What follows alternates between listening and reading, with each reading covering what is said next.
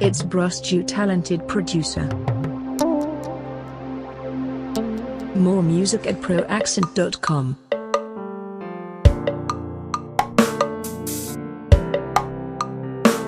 My name is Reverend Father Sixtus Ladi Onu. I'm a priest of the Catholic Diocese of Sokoto. I work at the Provincial Office of Health, Justice, Peace Development Commission in Kaduna.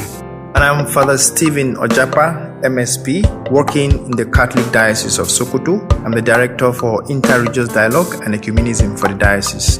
In 2019, Pope Francis and Sheikh Ahmed Al-Tayeb, the Grand Imam of Egypt's Al-Azhar Mosque, signed a historic document called Fratelli Tutti. This document talks about friendship and brotherhood on the 4th of February that year. This document on human fraternity speaks to the very heart and nature of our existence. The heart that knows no boundaries, no tribe, no religion, no color, no race, no rich, no poor, but only humanity. Human fraternity is a call to rekindle the very essence of our being without pretext, no lies, no oppression. It calls us to go beyond our comfort zone to shake hands of friendship.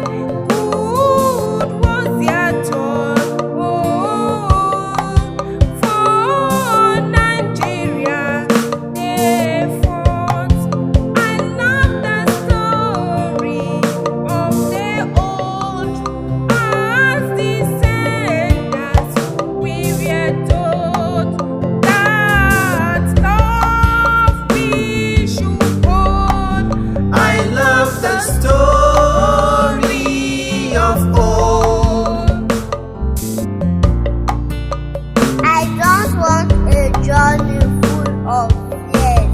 I hate life full with endless tears. I want a nation where everyone is fair, a nation where troubles and pain are so rare, where no one rests like a deer, where everyone truly cares.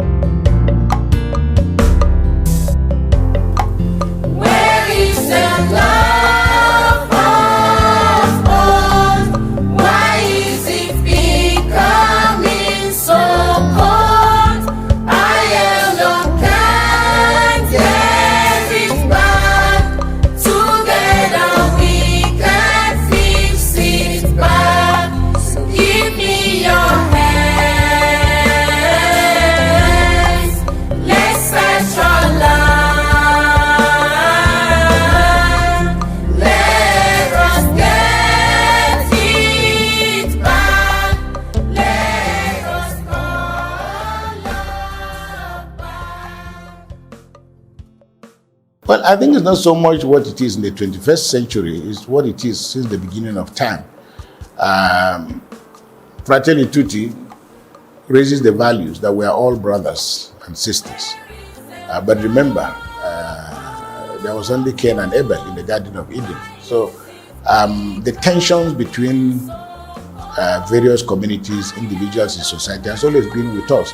But I think what Fratelli Tutti has done is that it has offered us a template, and perhaps the most coherent template so far, that builds on some of the principles of the United Nations Human Rights Declaration and so on, to extend the frontiers of our understanding about what we all are, that skin color, gender, social status, orientations, what we think, what we feel, don't necessarily make us less human. So it's really a celebration of the possibility that what God talked about in creation and what Jesus Christ came to represent and what many religions represent is that those it sets we have goalposts, for building a very good society. And Fratelli Tutti draws from a rich texture of not only scripture but also the history of the church, in insisting that the universal claims of Christianity simply mean that what Christianity talks about is available to everybody, irrespective of,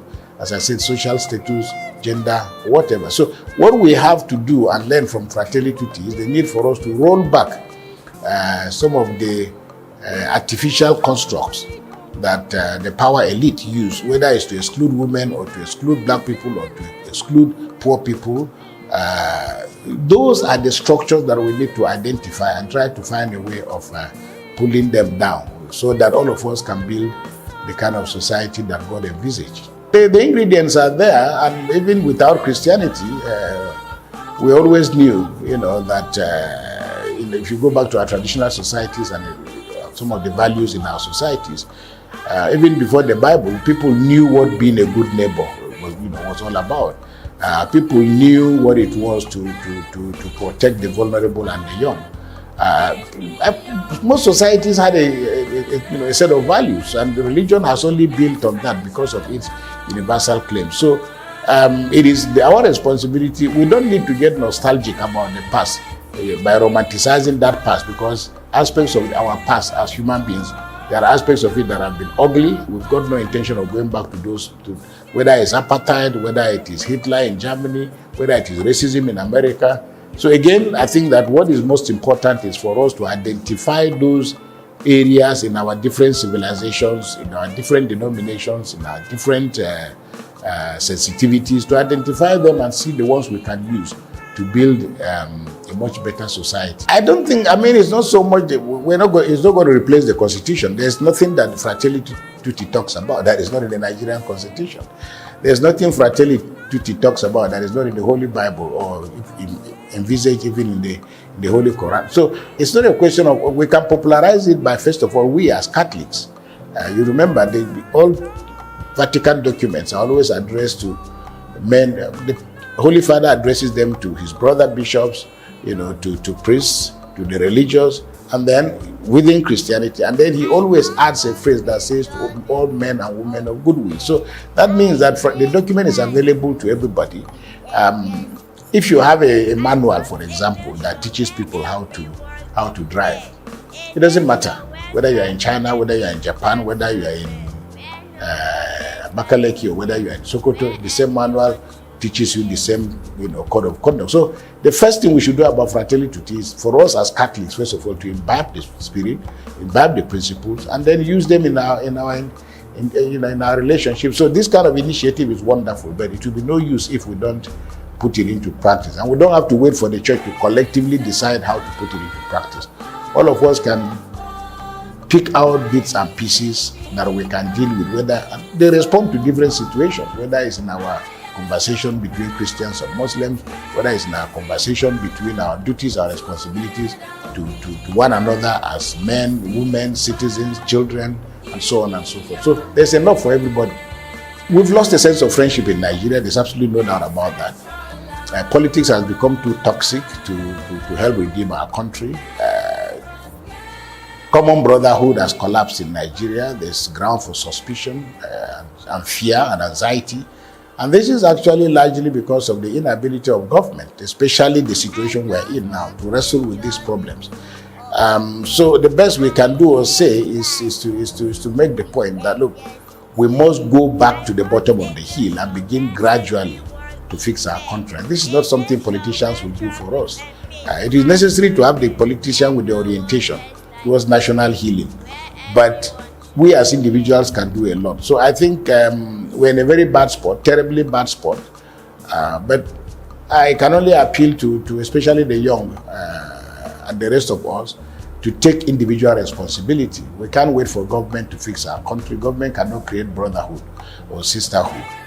All those things are our responsibilities, first as individuals, second as families, then as communities, before we begin to talk about a nation. So my message is for everybody to take brotherhood and sisterhood much more seriously as it was conceived in the mind of God, and to admit that ethnicity, gender, social class, all these are human constructs, and they don't derogate from what God has planned for us. That is, each and every one of us is called by name by God, and like Isaiah says, each and every one of us has their names written on God's palm. So to that extent, this document gives us an opportunity to celebrate our diversity.